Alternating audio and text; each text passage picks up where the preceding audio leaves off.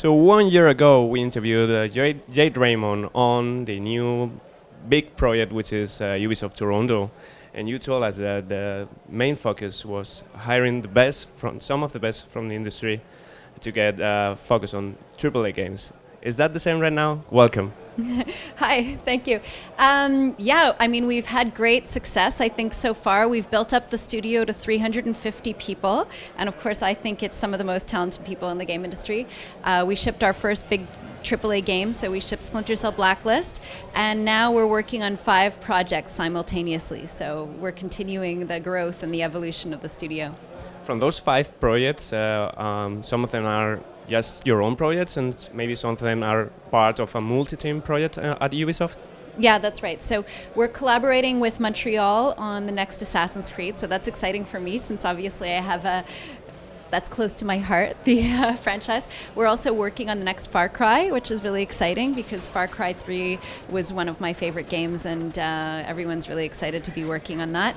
And then we have 3 unannounced projects that we're leading, 2 of them out of Toronto. Okay, and on Far Cry 4 and Assassin's Creed 5, maybe one of the biggest new features is the co-op many players game was announced at E3. So is that like a dream come true for you regarding Assassin's Creed? And obviously, how is that adapting to Far Cry universe?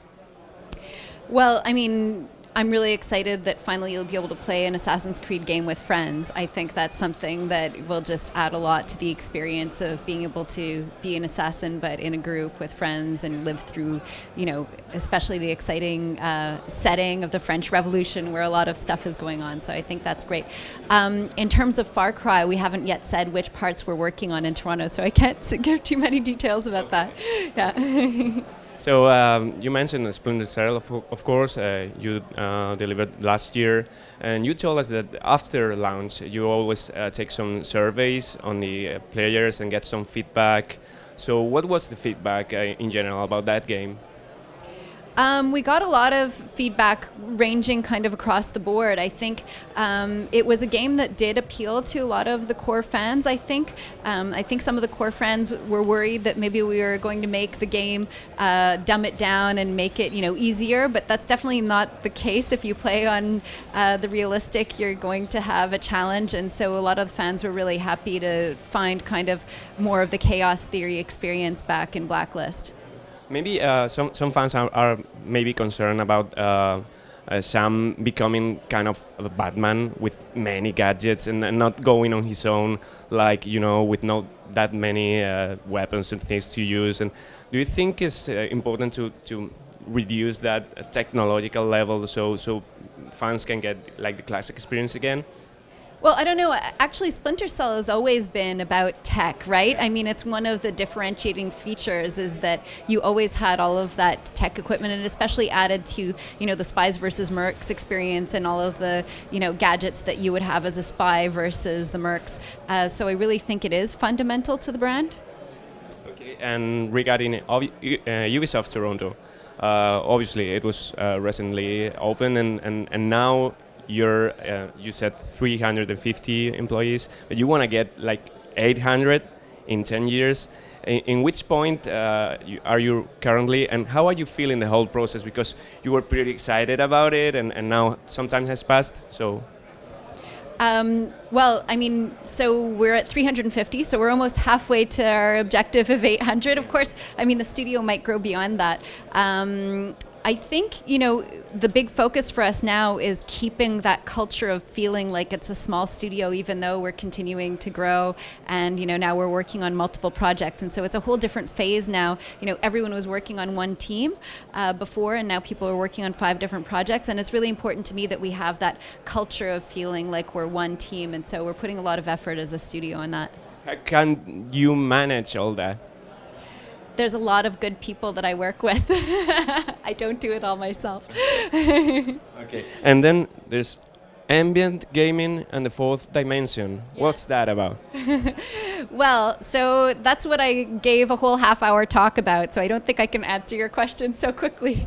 But, you know... No, I'm sorry, we couldn't attend, but that sounds like super cryptic or something. Well, I'm really excited about video games and always have been because it's a medium that's constantly evolving. You know, what a video game is, how you interact with them, doesn't only change every time there's a new console cycle, but the possibilities of what a game is changes each time there's a new platform and new advances. And, you know, games are very old. People have been playing cards and dice and board games forever.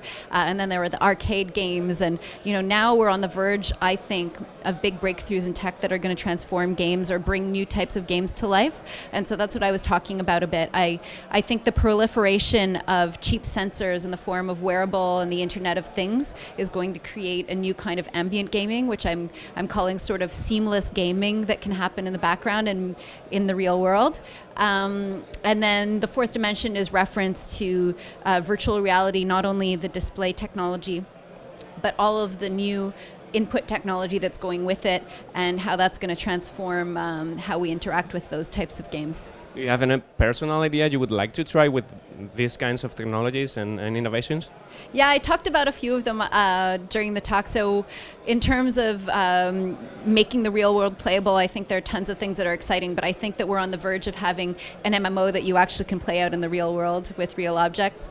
And then in terms of VR, I would love to have a zero-G kind of parkour game where you're actually in a space suit navigating around and having the experience just like, you know, Chris Hadfield gets to have, or only a select few astronauts, of really looking down, you know, at the Earth from above and trying to do something in space with the pressure of, you know, zero-G and managing your oxygen and things like that. So I would love to have that kind of... That sounds like one of your 5 projects. No, it isn't. No, these are just ideas. I can't share anything about the project, so no. So aside from that exciting friends and multiplayer Assassin's Creed we're getting this year, what are you really looking forward to as a gamer? As a gamer, I'm really looking forward to Evolve.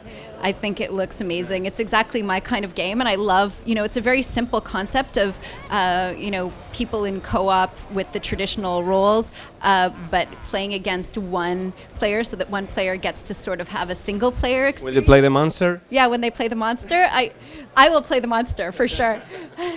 Although I hear it's maybe hard to win as the monster. At the beginning? Yeah, at the beginning. You have to evolve and eat them all. Yeah. So I'm super excited for that game.